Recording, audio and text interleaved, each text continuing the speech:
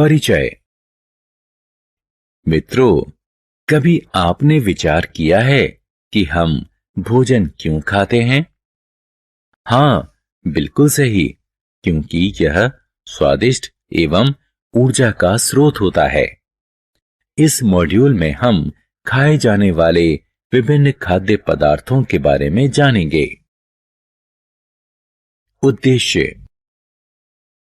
इस पाठ के अंत में हम निम्न करने में सक्षम हो जाएंगे: पोषकों को सूचीबद्ध करना, खाद्य पदार्थों में कार्बोहाइड्रेट, प्रोटीन और वसा का पता लगाना, विभिन्न विटामिनों और उनकी भूमिकाओं का वर्णन करना, शरीर में खनिजों के महत्व को समझना, शरीर में आहारीय रेशों और जल के महत्व की व्याख्या करना, संतुलित आहार के महत्व की व्याख्या करना, हीनता जन्य रोगों को परिभाषित करना।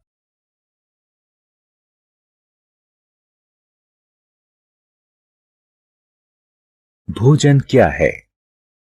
मित्रों, जब हमारी मां हमारे लिए दाल, रोटी, सांभर, इडली, चावल इत्यादि स्वादिष्ट भोजन पकाती हैं, तो हम रोमांचित होते हैं, है ना? आपने अवश्य ध्यान दिया होगा कि भोजन खाने के बाद हम ऊर्जावान महसूस करते हैं और विभिन्न प्रकार के क्रियाकलाप कर सकते हैं। क्या आप इसका कारण जानते हैं? भोजन ऊर्जा और शारीरिक विकास करने वाले वे उन पदार्थों का वास्तविक स्रोत हैं जो हमारे क्रियाकलापों के लिए हमें जोश से भरपूर रखने और हमें स्वस्थ रखने के लिए आवश्यक हैं। इस तरह भोजन हमारे शरीर के लिए ईंधन का कार्य करता है और हम भोजन के बिना अधिक समय तक जीवित नहीं रह सकते हैं। भोजन के घटक। अब आप जानना चाहेंगे कि हम भोजन खाकर किस प्रकार से ऊर्जा प्राप्त करते हैं और भोजन हमारे शरीर के लिए ईंधन क्यों कहा जाता है। मित्रों, भोजन में मूल रूप से 5 घटक होते हैं। ये कार्बोहाइड्रेट, प्रोटीन, वसा, विटामिन और खनिज हैं। इनको सामूहिक रूप से पोषक कहा जाता है। हमारा शरीर ऊर्जा प्रदान करने के लिए भोजन पचाकर इन पोषकों को अवशोषित करता है। कुछ पोषक हमें बीमारियों से लड़ने में सहायता करते हैं। अब आप समझ सकते हैं कि हमारे माता पिता हमें पोषकों से भरपूर भोजन खाने के लिए क्यों जोर देते हैं। कार्बोहाइड्रेट। क्या आप इस तथ्य को जानते हैं कि प्रत्येक खाद्य पदार्थों में भिन्न भिन्न मात्रा में सभी पोषक पाए जाते हैं और प्रत्येक पोषक हमारे शरीर में भिन्न भूमिका निभाता है। आइए इन पोषकों के बारे में एक एक करके विस्तार से जानें। सबसे पहले कार्बोहाइड्रेट के बारे में जानें। कार्बोहाइड्रेट जीवित कोशिकाओं के लिए जरूरी संरचनात्मक घटक का निर्माण करता है। वे प्राणियों के लिए ऊर्जा का प्रमुख स्रोत है। कार्बोहाइड्रेट में शर्करा, स्टार्च, फाइबर इत्यादि शामिल हैं। वे मुख्य रूप से गेहूं, चावल, आलू और मक्का में पाए जाते हैं। प्रोटीन। आपने अवश्य देखा होगा कि जो बच्चे दूध नहीं पीते हैं वे कमजोर हो जाते हैं और उनका शारीरिक विकास भी कम होता है, क्योंकि दूध में वृद्धि के लिए जरूरी प्रोटीन होते हैं। हमारे आहार में मांस, मछली, अंडा, दाल, पनीर और सोयाबीन प्रोटीन के कुछ महत्वपूर्ण प्रमुख स्रोत हैं। प्रोटीन का प्रमुख कार्य ऊतकों का निर्माण एवं क्षतिग्रस्त ऊतकों में सुधार करना है। कार्बोहाइड्रेट के अभाव में प्रोटीन को ऊर्जा के स्रोत के रूप में इस्तेमाल किया जाता है।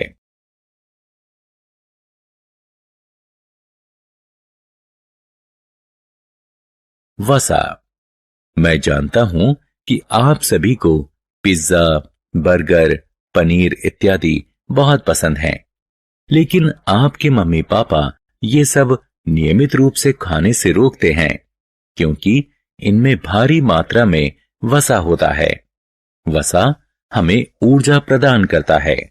यदि हम इस ऊर्जा का इस्तेमाल नहीं करते हैं, तो हमारा शरीर भविष्य में इस्तेमाल करने के लिए बॉडी फैट के रूप में भंडार बना लेता है। यही कारण है कि अधिक चिकनाई वाली चीजें खाने वाले लोग मोटे हो जाते हैं। वसा के प्रमुख स्रोतों में घी, मक्खन, पनीर और दूध है। विटामिन।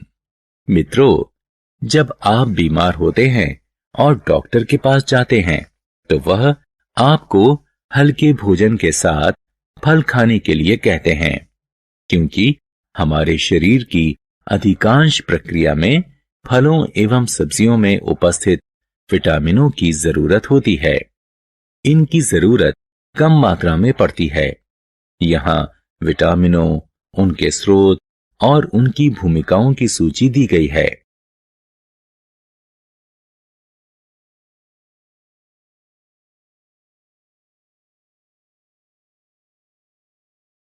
खनिज।